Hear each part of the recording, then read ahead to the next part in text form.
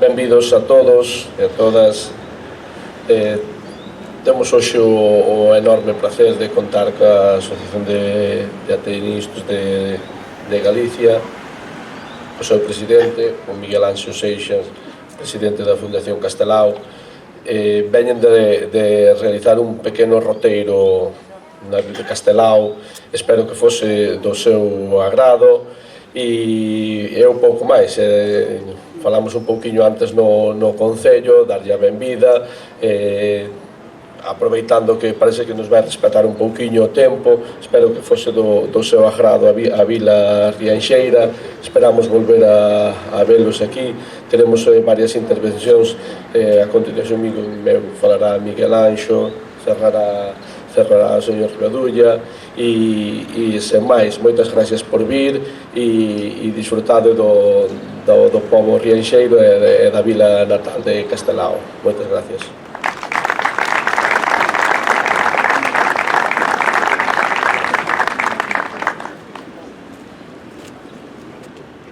Boas tardes, gracias por virdes a facerlle esta homenaxe a Castelao, a Federación de Ateneos de Galicia, o Concello que nos dou facilidades e a todos os concorrentes que están aquí rendéndolle esa homenaxe e esa figura trascendental e a que tanto lle debemos.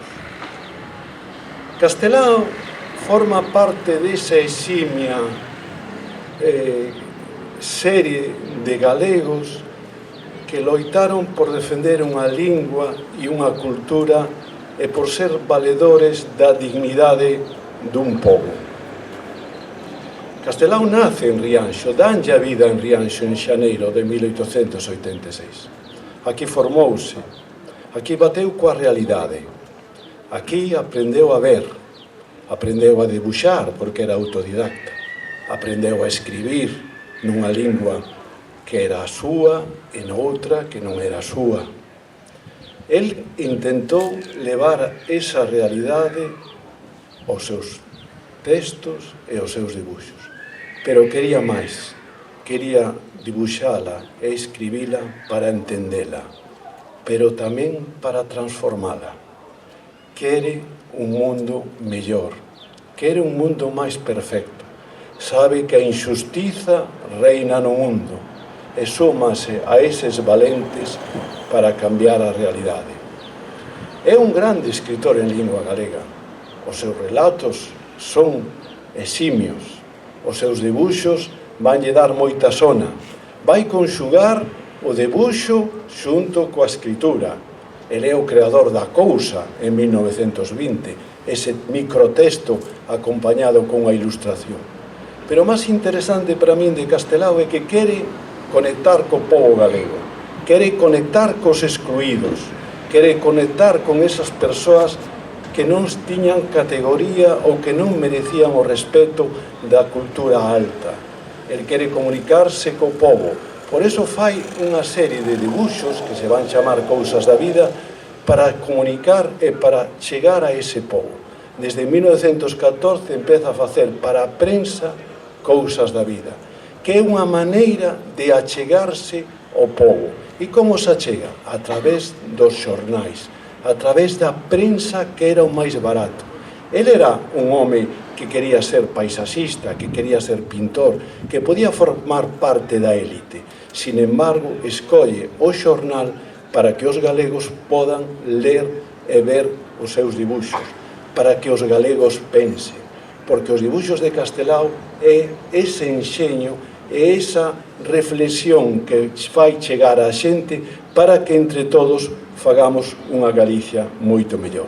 Castelao conseguiu o seu obxectivo, era celebrado, eran recortados os seus dibuxos, eran comentados, e mesmo hai unha frase prodixiosa cando hai algunha falcatruada ou cando hai que xogar con unha ironía que é Cousas da Vida por Castelao. Na vosa mente, no voso maxín, habrá moitos dibuxos proverbiais de Castelao que loitan contra a injusticia e que intentan que entre todos fagamos un mundo mellor. Pero non só eso, non só fixo unha galería de persoaxes galego que é a máis grande que ten a arte galega, alrededor de 1400 dibuxos que foi publicando nos xornais, donde rescatou ese rosto desas mulleres, deses homes, deses labregos, deses mariñeiros, os que lle dou dignidade na arte e doulles dignidade na linguaxe. Ao mesmo tempo sabía que eses excluídos tiñan que formar parte dun proxecto político. Por iso, cando ven a República, el que xa leva militando nas Irmandades da Fala desde 1916, vai intentar que ese pobo que sempre foi marxinado e excluído do poder e da política entre na República a través da democracia e para defender un proxecto federalista para España, para defender un estatuto de autonomía e que Galicia poda decidir, que os galegos podan decidir o seu futuro. Vai ser o gran defensor do Estatuto de Autonomía, vai ser o home que o entregue e que, por desgracia, pola intolerancia duns poucos, pola intolerancia das armas, non se chega a desenvolver ese proxecto político. E el, desde o exilio, vai loitar porque Galicia siga defendendo os seus dereitos, por conseguir ese Estatuto de Autonomía para que Galicia poida contar nun futuro cando volva a democracia. Por iso conseguirá que nas Cortes Republicanas de México o 9 de novembro de 1945 entre en estado parlamentario o Estatuto de Autonomía.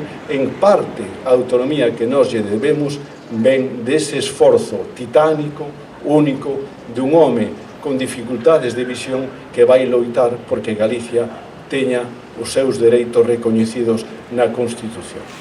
Pero é máis, ese home puxo as súas armas, o seu dibuixo, as súas verbas na defensa dunha república desafiuzada por todos.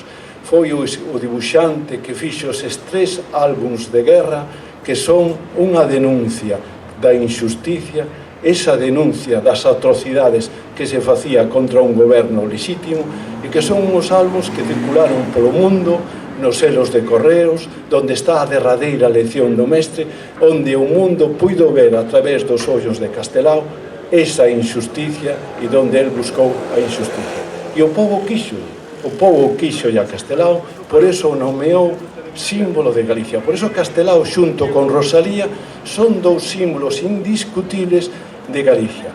Por eso Castelao está enterrado desde 1984 no Panteón de Galicia, porque ele é un mito, porque ele é a dignidade e a ética do povo galego. Porque Castelao, gracias a Castelao e os que precederon, os galegos temos a obriga de ser moitos mellores galegos e moitos mellores persoas. Moitas gracias.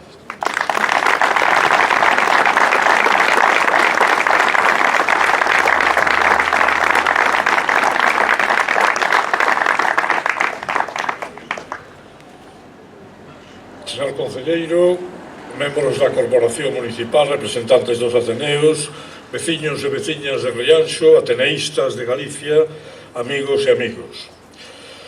Hoxe, a Federación de Ateneos de Galicia, que reúne os Ateneos de Santiago, Pontevedra, Vigo, Ferrol, Ourense, Moaña e Cangas, reúnese nesta vila de Rianxo para rendir tributo á memoria e ao legado de Alfonso Daniel Rodríguez Castelao, fillo ilustre desta terra, guía e referente moral de Galicia. Reunímonos aquí ás beiras desta ría que el tanto amou para lembrar a un home que foi moito máis que un intelectual, médico, artista, escritor, político e, sobre todo, unha conciencia lúcida e comprometida con un país que sempre levou ao corazón, como acaba de recordarnos Miguel Anxo. Castelao ensinounos a amar Galicia sin caer no localismo, a defender a nosa cultura sin sectarismos, a loitar pola dignidade do noso povo desde a liberdade e o compromiso. Neste ano no que se cumplen 100 anos do seu pasamento, a súa presencia sigue sendo tan forte como a luz desta ría que o viu nacer. Porque Castelao non morreu, vive en cada palabra que nos deixou, en cada dibuixo no que retratou a alma dos humildes, en cada idea que sementou para facer de Galicia unha terra máis libre, máis xusta e máis nosa. Este acto quere ser, humildemente, unha expresión de gratitude e de admiración. Remataremos con unha ofrenda floral sinxela, pero chea de simbolismo, para lembrar o seu exemplo. Membros de cada un dos nosos ateneus recitarán poesías que evocan a súa figura, a súa obra, e o seu amor por Galicia e que como regatos han de levar ata el o noso cariño e a nosa memoria. Porque, como el mismo dixo, Galicia érguese cada vez que un galego a nomea co corazón limpo.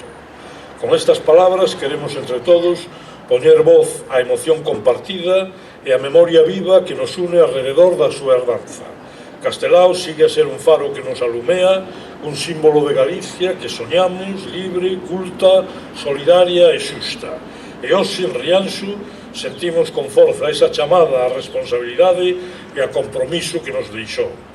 Moitas gracias a todos pola vosa presencia e pola vosa participación neste acto de lembranza.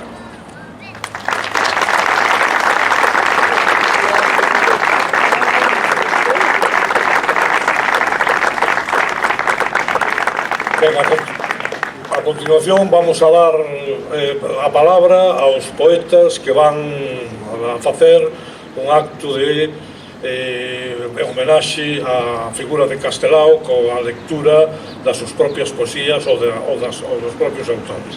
Ten a palabra Xesús Rábade.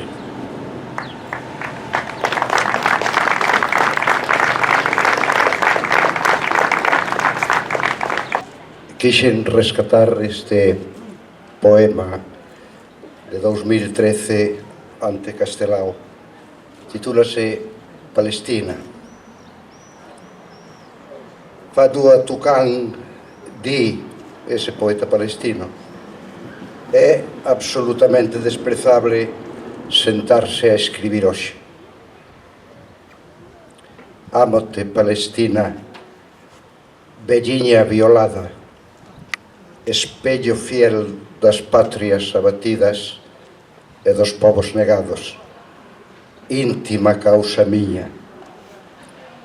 Para os corazóns limpos trouxo esta primavera vendavais de carraxe, dor e noxo, tristísima impotencia.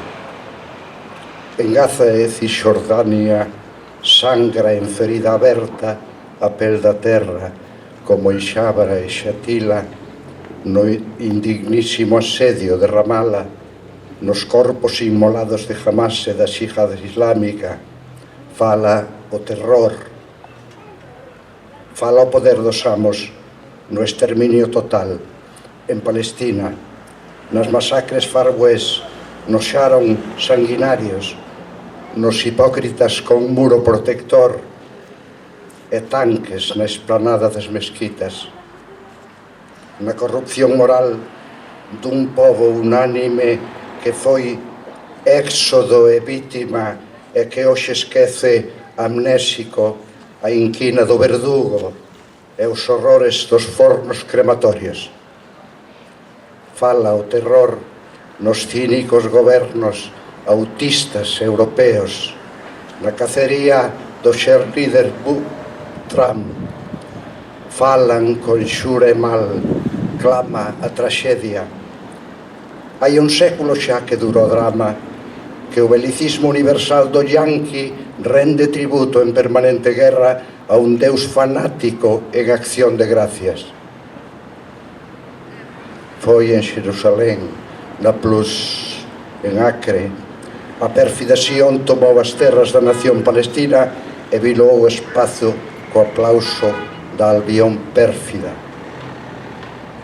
E mentres Israel urdía o crime que perpetraba a mano militare, monopolistas do terror lavaban cínicamente as mans, novos Pilatos contemplando impasibles o desastre. Miña bella tolleita, Palestina, irmá maior das patrias abatidas, xuro que non hai pobo vencido para sempre, non hai agresión bárbara que permanece eternamente impune. Do valor dos teus fillos máis firmes e máis puros e do sangue impoluto dos meniños nacerán primaveras en manseliñas chuvias de esperanza, e o corazón dos tristes será daquela solidaria festa.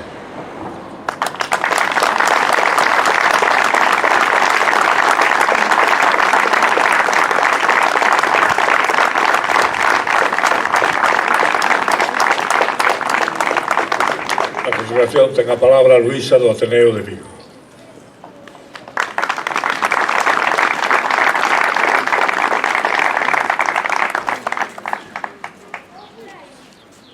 Bo día. Eu vou ler un poema primeiro de Lorenzo Varela, adicado a Castelao, e despois un par deles do meu último libro. Vai o de Lorenzo.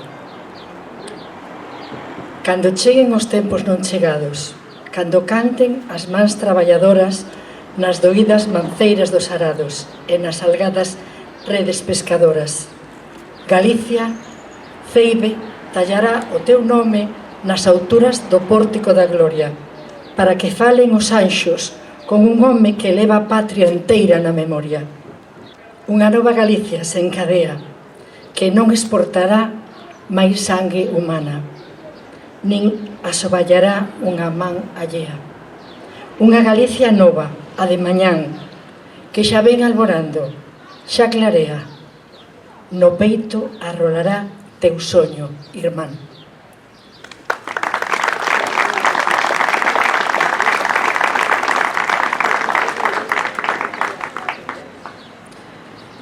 E agora vou vos ler dous poemas solidarios, un vai de mulleres, un é para unha muller saharaui e outra sería para as mulleres mexicanas, que sabemos que morren a diario na parte de México de Juárez, non?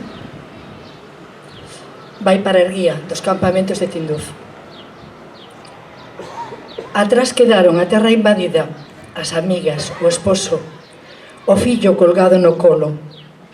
Andou e andou polo deserto, teimosa como o mofo que medraba cada inverno na fiestra humida da casa a rentes do Atlántico.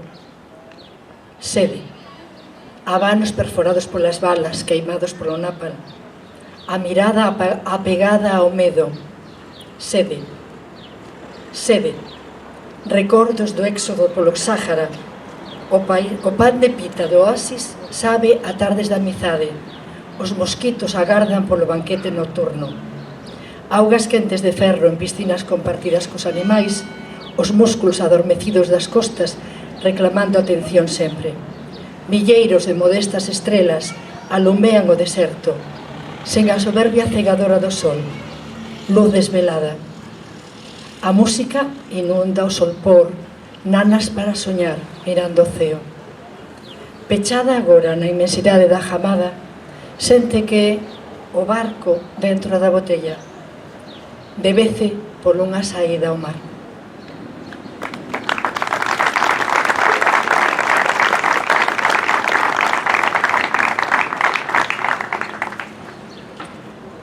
Cando a vida cobra débedas a destempo, choro vaguas de fel.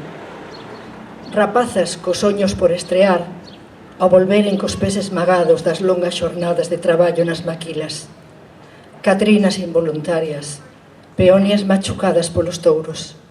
Róuballes o aroma, desaparécenas, con total impunidade, os deuses ausentes. Dúcias de tumbas baixo os cactos espillentos, coa lúa de limón e vinagre como compañeira. As estrelas agochan, para non ver tanto espanto repetido. Escoitan berros de xusticia das gorxas roncas na noite que treme. Cando a vida cobra débedas a destempo, choro e afogo na pena.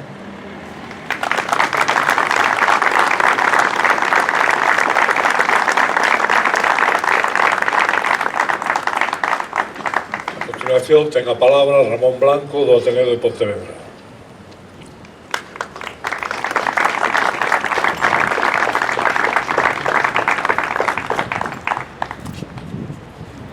Bos días.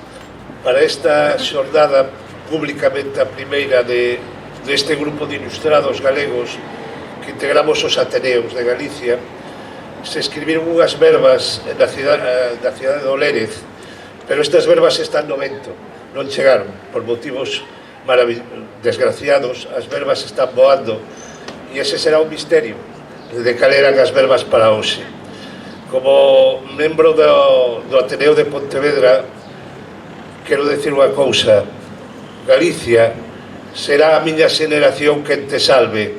Irei un día do Caurel a Compostela por terras liberadas. E isto, o máis importante, non, a forza do noso amor non pode ser inútil. A forza do noso amor non pode ser inútil.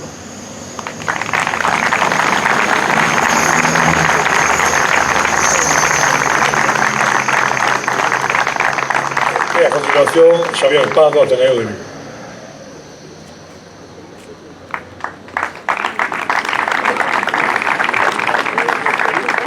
Non sei moi ben que fago aquí despois de escoitar as palabras de Uxío Novoneira, pero bueno, en todo caso, eu non me atrevín a escribir unha homenaxe a Castelao, tendo en conta que hai 75 anos o poeta da terra, o grande poeta amigo de Castelao, Ramón Cabanillas, xa escribiu esta fantástica elexía.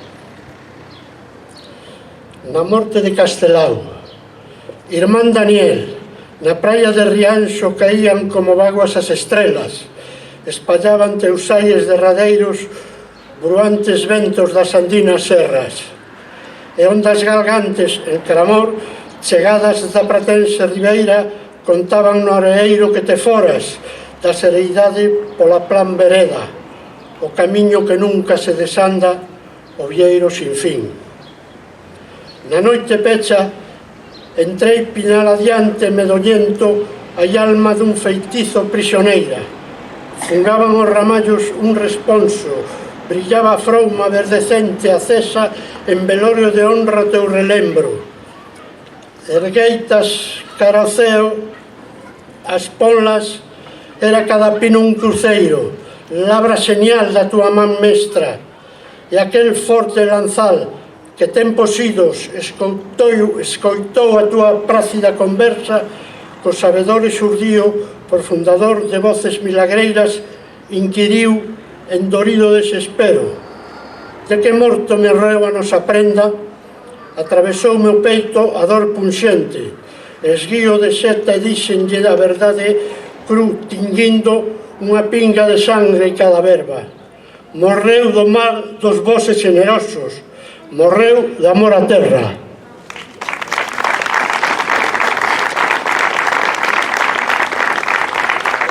E abusando da vosa paciencia e considerando que Castelao, estou seguro, se estuvese aquí presente no día de hoxe, tal e como Xesús e Luisa nos recordaron, non podería estar deixando de pensar en Gaza.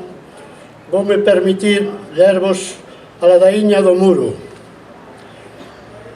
A Cotela Maraví significa, en linda hebraica, muro dos lamentos, o lugar máis sagrado do xudaísmo, seica vestixio do templo de Xerusalén, proba para o fanatismo sionista da eternidade do povo xudeo.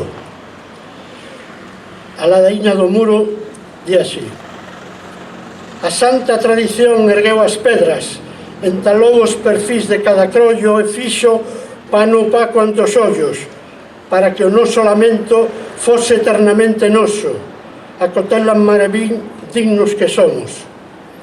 Choro ante o muro, non a Cotela Maraví, que nunca terei diante. Choro ante o muro, non a Cotela Maraví, sabendo como sei das bagulles inúteis contra a sólida altura de formigón ergueito até 8 metros. Choro ante o muro, non a Cotela Maraví con bagullas de máis de 700 kilómetros de longo. Choro ante o muro, non a Cotela Maraví, fauces a engolir eidos e casas, o 46% da terra palestina. Choro ante o muro, non a Cotela Maraví, de 3,6 millóns de dólares cada kilómetro. Choro ante o muro, non a Cotela Maraví, polo impune esmagar a patria dos sen terra. Choro ante o muro, a Cotela Maraví, todopoderoso arrincador das árbores, tallador das aldeas, quebrador das familias.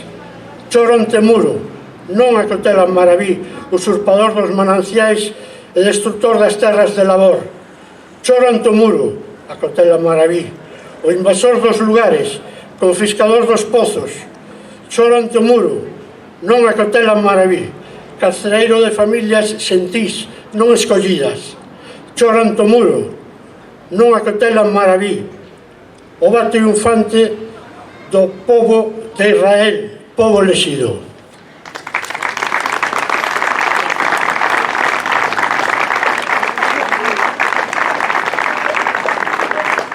A continuación do Ateneo de Cangas, Ricardo Villar.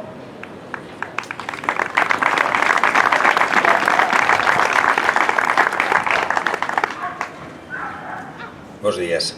Vou ler dous poemas da miña autoría. Eu ando ao mar, entonces, como inmigrante, como mariñeiro, o meu trasfondo sempre é falar desa dor, desa morriña. É unha cosa que comprobei porque eu criei-me na cidade, falábamos en galego, en castelán. Cando empecé a andar ao mar, empecé a falar en galego e comprobei que o galego devolvíame a miña casa, devolvíame a miña identidade. A día de hoxe, teño que agradecer moito ser parte desta terra e ser parte desta xente tan maravillosa, porque Galicia somos todos nós, a xente e a terra. Meus irmáns, mariñeiros, labregos, fillos de Breogán, canto máis lonxe o vento nos leve, máis fonda a nosa raíz é. Meus irmáns, como doi o pan, como nos rouban a noite, como as nosas mans sangran, e cando a terra deixamos, máis fonda a nosa raíz é. Meus irmáns de verde terra, tua voz calada bo aceiro a lumear, nese pasar do tempo, máis fonda a nosa raíz é. Meus irmáns, mariñeiros, labregos, fillos de Breogán, canto máis lonxe o vento nos leve, máis fonda a nosa raíz é. Meus irmáns, aldrasados deixáronos os señores caciques nos presentes tempos, a luz minguou, mentras máis fonda a nosa raíz é. Meus irmáns, donos do azul do ceo, surdirán das cinzas dos antergos o solpor dos alalás, mentras as rochas fanse area, máis fonda a nosa raíz é. Meus irmáns, mariñeiros, labregos, fillos de Breogán, canto máis lesos, canto máis lonxe o vento nos leve, máis fonda a nosa raíz é.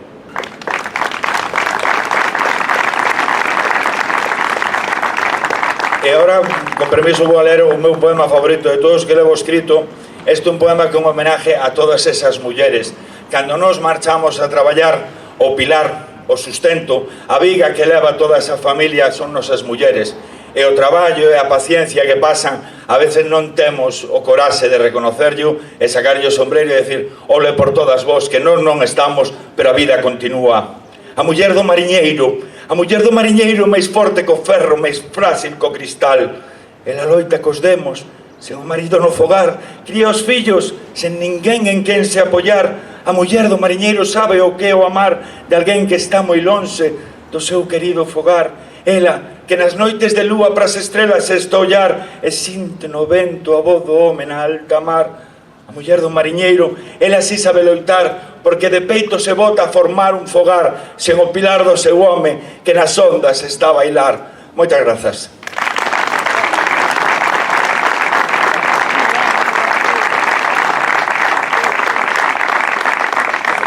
Ben, si abriu o acto un ilustre rianxeiro como Xixo Rábade, vai rematar o acto unha ilustre rianxeira como Elena Villar.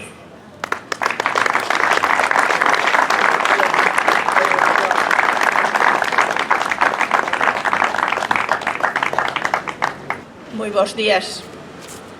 A miña voz vai soar moi diferente da compañeira e compañeiros que leron aquí. É un diálogo con Castelao e coa avoa, supoño que é súa avoa, que está en Cousas, titúlase Aldea da Buín cun relato de Castelao ao fondo e está datado na primavera da peste de 2020, para volo contextualizar.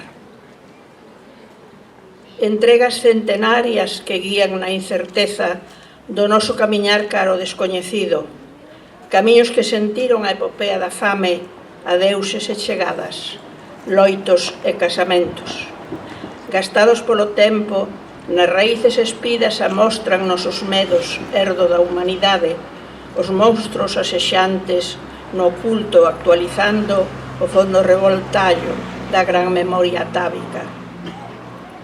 Aboa, onde vai dar a vereda bella?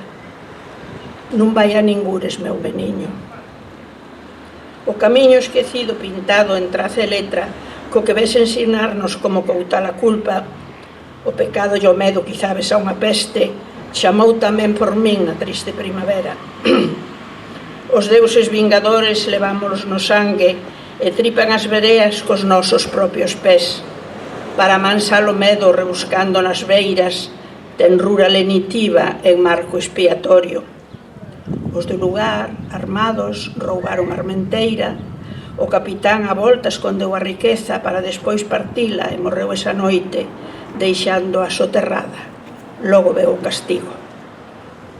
E a verea levoume onde non quedan traves, nin tellas, nin follaxe dunha viña sin froito. Caeron as paredes tal como cae a culpa, cando a razón consegue porlle nome ao misterio. Abertas e sangrantes, ano tras ano as chuvias diluíron o barro que pegaba as súas pedras, e só a señardade se sentou canda a min, nun penedo abatido, no silencio do tempo. Morrían as xugadas e meirábanse os froitos, morrían os rapaces entangarañadiños e secaban as fontes, todo foron desgrazas, erguéronse os cruceiros, máis de nada valeron. Pero tamén se perde a tradición do medo nas almas desalmadas. Non foron a armenteiras ladróns que roubaron das caixas dos cruceiros as imaxes piadosas que pedían clemencia. O triunfo do eucalipto acabou coa nogueira e só os fiéis loureiros que bendicen o olvido acollen os paxaros que non son sabedores de que na aldea bella se pagase unha culpa. Moi bons días.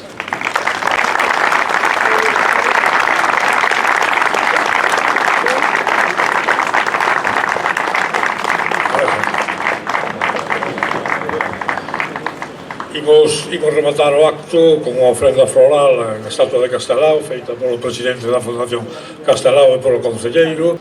Como que...